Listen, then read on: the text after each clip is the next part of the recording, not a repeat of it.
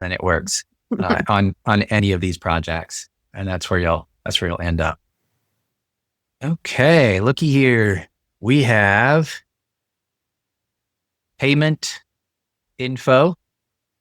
Now, if I were really focused on user interface, I would try to get all this to match, but I'm not really worried about that. Get the functionality first, do the design second. That's once you're adding features, that's the approach to take. Otherwise, you have it looking really good and it doesn't work. Let's see if this processes before we go to add a webhook.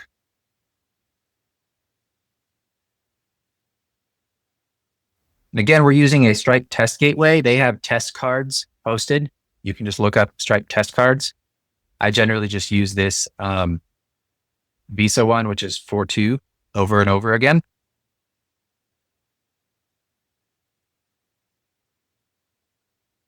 There we go. Let's see if adding this messed anything up. It unlocked our recipe. So our functionality didn't change. We just added in our name information like we wanted to. Fan of Hitchhiker's Guide.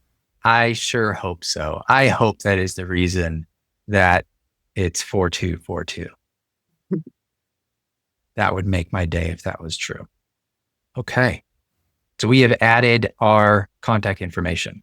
Now, here is one of the rules of developing in AI agent tools that I mention all the time. There's one task, one chat. So we did our task. We added the name information. We need to open up a new chat. So we're going to go here. Let's change this model over to Sonnet 4. And there's part of their AI fight right there up at the top in the alert. Okay. Let's say, please look at how payments are captured in this app and tell me if there is a good place to call a webhook and send over the payment amount, customer name, customer email, and IP address to a webhook whenever a payment is made. I will provide a webhook URL. Do not make changes. Now, Claude Sonnet 4 has been ignoring the do not make changes lately, so I'm going to watch it real close here and just stop it if it starts to try to make changes in this process. You can go into chat mode. I have found that Sonnet with chat mode, something about the system prompt that's sent, and you can't see Windsurf's system prompt when it's sent here, but something about the system prompt here is hamstringing it in what it can look at. It doesn't look at all the files in chat mode like it should. I leave it in right, and then I just watch it real close. And smack it right here on this button, this red button, if it starts to change stuff.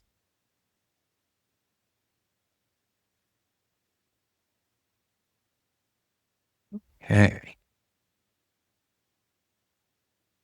It's adding it to memory, which I appreciate, although I think the memory server may be erroring today. We will see. Clicks unlock.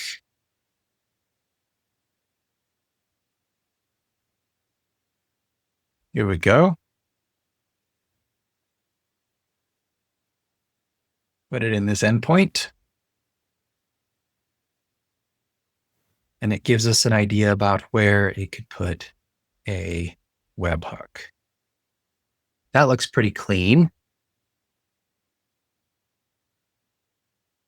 Please add that additively without changing anything else. Then tell me where you added it. I will put in the webhook URL. There we go. Now, while that's working, let me show you what I'm talking about for a webhook URL. Before I do that, is everybody here somewhat familiar with a webhook, or is it a nebulous concept? A little nebulous. I'm seeing some head nods. Okay. Quick overview on a webhook and how they work here.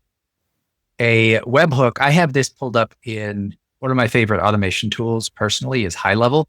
You can use any automation tool you want. N8N, if you're running your own N8N server, or Zapier is a popular one. Make.com is another. But all of those tools give you a URL like this right here on the screen. And it's a custom URL that is listening for a post get put request.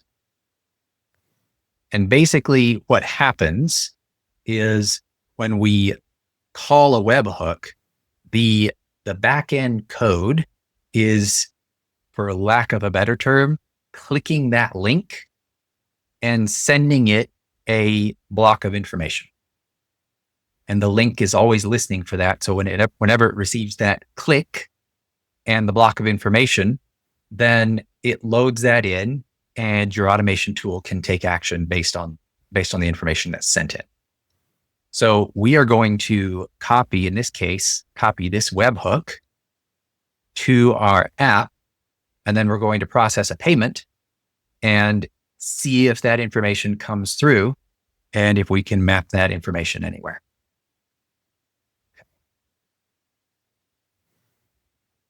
Got it. So we have our webhook URL right here. Okay. So what they're talking about is this .env file right here, where they added it as a variable, which is an absolutely fine way to do it.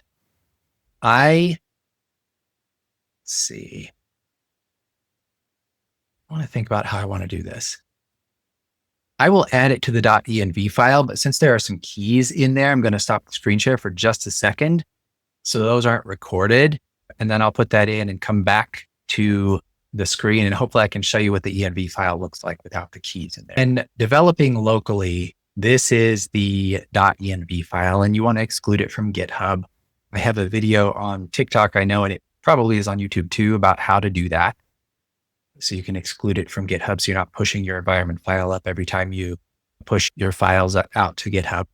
But what it has is all these variables right here, and it's going to use this payment webhook URL variable like this.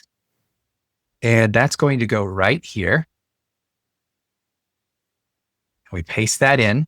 And then right here, I've pasted in that URL that I copied from here.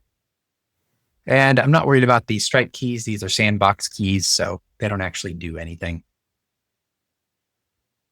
We're going to save this. So that's in place. Now it's in our env file. And when you update your env file, you have to restart the app so that it can pull in the new environment variables. This is similar to, if you go to Replit and you pull up really any app that you want, you can go into secrets. And these are the same things as what you would have in your env file. Replit just handles them as secrets over here. And if you change one of these, then you have to relaunch your app or redeploy it. Speaking of, this is fun. This is the PRD tool that a lot of you have seen. I just pushed out a big update to this tool at the end of last week. So now you can click this dropdown. It's optional, but you can choose the tech stack that you want it to write the PRD for rather than letting it decide on its own. You can add different features that you want it to add to your product requirements document, and as well as integrations. And it's going to include all of that information in the PRD that it gives you. So now it's a lot more powerful for creating that first version of your application. And that is to me, that's a good thing. This tool is awesome. If you haven't used it, you just put in your app idea, you tell it what you want it to do down here or what you want to include. If you don't know, you just tell it your app idea, put in your info and it emails you a document that you can upload to Replit or Bolt or Lovable or wherever. And it builds the first framework of your application in a very structured manner rather than just guessing around. It's a free tool, so anybody can use it. Go back over here and we'll do Control C to down in terminal here to stop the application, npm run dev to run it again. This is a very small application, so it starts up real quick. There it is.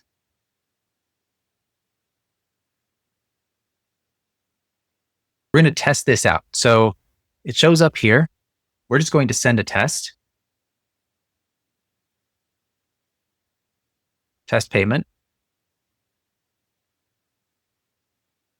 And our Hitchhiker's Guide to the Galaxy card here. Thanks for that, Tony. And we're going to pay. So the recipe is unlocked. Our functionality still remains there. And let's see if we got a post to our webhook. So now we pasted in this webhook. We're going to tell it to fetch sample requests, because if it posted, we should have received a message here, and we did not. It's not coming through.